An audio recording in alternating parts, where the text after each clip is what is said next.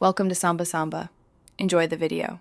You start by preparing the Excel file so Autocad reads it reliably. You need a single rectangular table with clear headers. Once done, save the workbook to a fixed path. Now open Autocad and use Data Link Manager or the table command to create a new data link. This tells Autocad where to find the sheet and why.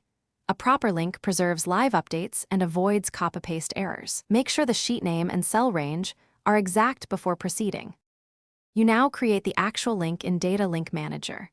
Choose New Excel Data Link, pick the file, select the worksheet and the exact cell range.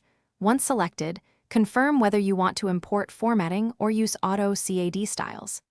Next, configure update behavior so Autocad listens for changes. When you insert the table, set scale and text height to match drawing units and assign the layer. These steps control appearance and ensure the table remains synchronized with the source. You finish by inserting the linked table where you need it, choosing insertion point and scale so it matches drawing context. Once placed, you can force an update via right-click right arrow data links right arrow update table or let automatic updates run if enabled.